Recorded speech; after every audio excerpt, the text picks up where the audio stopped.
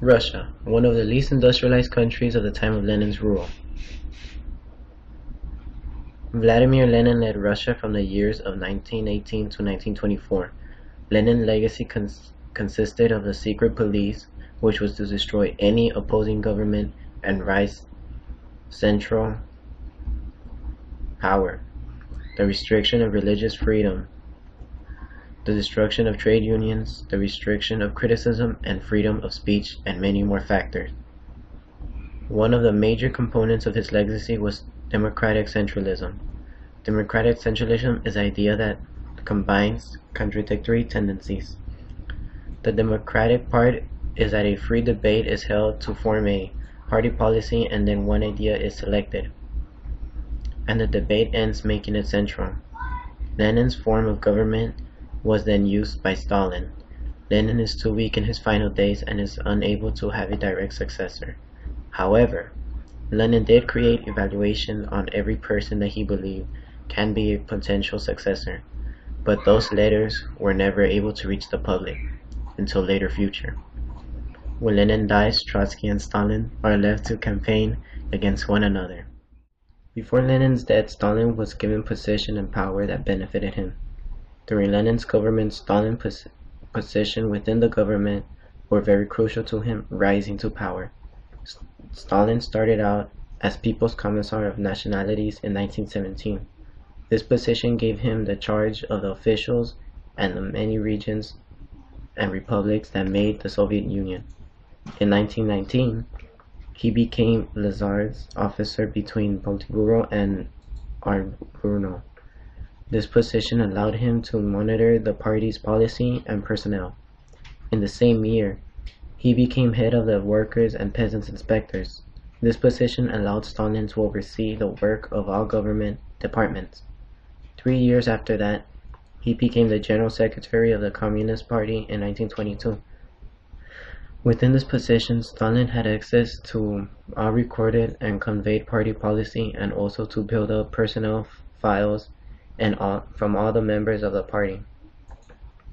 What these oppositions offered to Stalin was patronage. Patronage means to place human that favor or support an individual. In this situation, Stalin put people that were faithful to him and supported his ideas and votes. But yet Trotsky was still competing with Stalin for power. Therefore, Stalin allied with Kamenev and Zinoviev and formed the Whispering Campaign to bring Trotsky down. This kept Lenin's testament, which negate Stalin and could bring him out of the power, quiet. Trotsky was exiled in 1928. After this, Stalin supported the quote socialism in one country. Then he formed and allied with the rightists to go against Zinoviev and Kamenev. They were dismissed by 1927. 2 years later, with the supporters invading Politburo, he argued that NEP was going against the government. This exiled Bachurin, Rybak, and Tomsky in 1929, leaving Stalin in power. The early purges by Stalin began with the trial of the Routine Group. Routine Group was tried and expelled from the party. Consequently, greater purges began to sprout. Over 1 million members were excluded by Nikolai Yezhov. The early purges were restricted non-violently. Party cards were taken away and they were not allowed to become part of any more parties. This method did not prove to be successful. Therefore, in 1934, the purges intensified, and Stalin began to systematically terrify people. Historians believe that it is due to his strange paranoia and his belief that he was always envied. Even though Stalin achieved absolute power within the purges, they did not stop. In 1936, a progressive terrorizing of the Soviet Union began, which affected the entire population.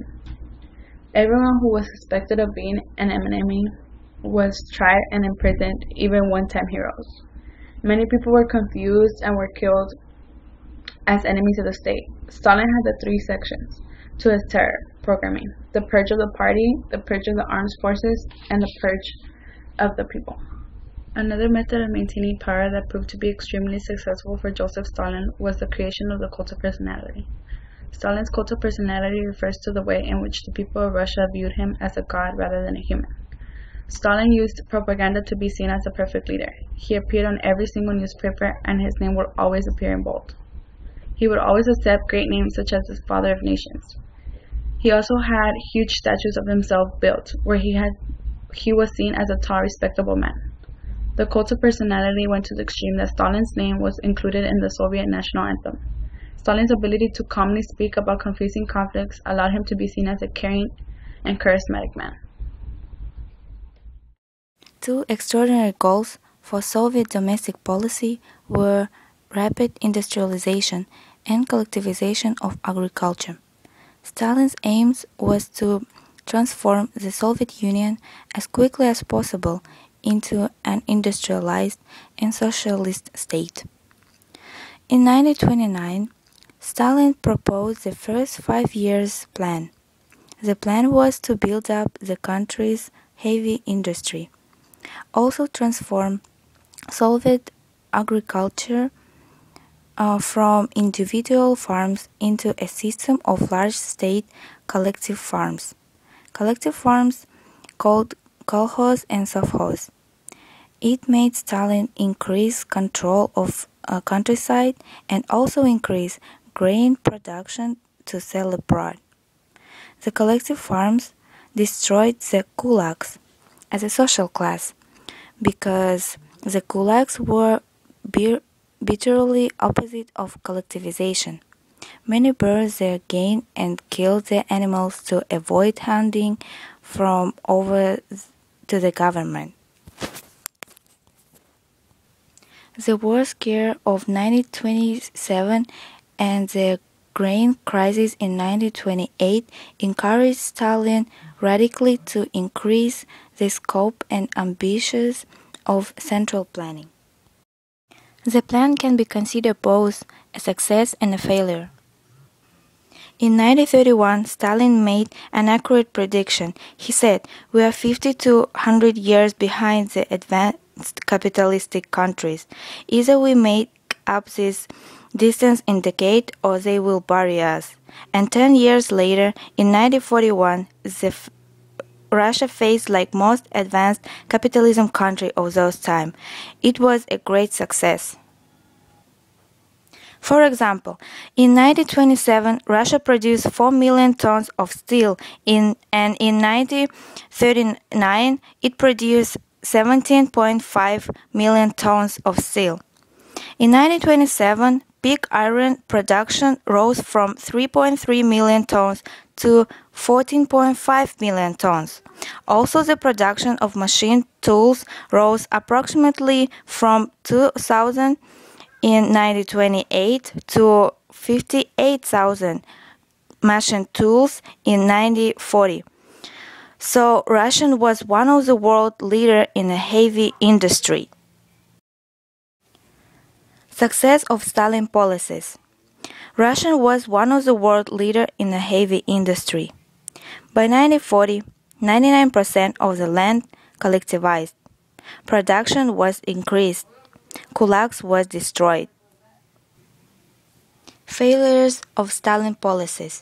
First and the main is starvation. Second, never paid collective farmers enough, and this effective on productivity. Third, economy was focused more on heavy industry and military. Based on analysis of rise to power, maintain power, successes, and failures, we have concluded that to be a leader of a single-party state, you must be blind to human suffering, ruthless, yet charismatic. Joseph Stalin created the gulags, where innocent people were imprisoned for labor faults. In these labor faults camps, thousands of people died.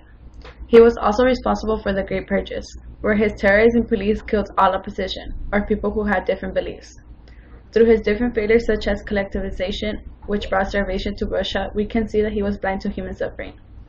Through all his faults, he was still able to build a cult of personality through mass media, propaganda, and other methods. His cult of personality allowed him to be seen as a god rather than a human. Statues of Stalin were built, his name was seen in every newspaper, article, and his control of media allowed only good things to be said about him. Stalin's fall was shed away. He was not blamed for all human sufferings that was occurring in Russia, such as the Great Purges, which involved millions of deaths.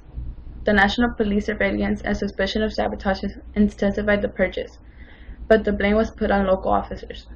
Stalin was able to achieve absolute power because of his charisma, his ability to calmly talk to people of Russia, and the people who were close to him, and he was able to convince them of his beliefs, allowed him to achieve rapid industrialization, and hence making Russia the second most powerful country in the world.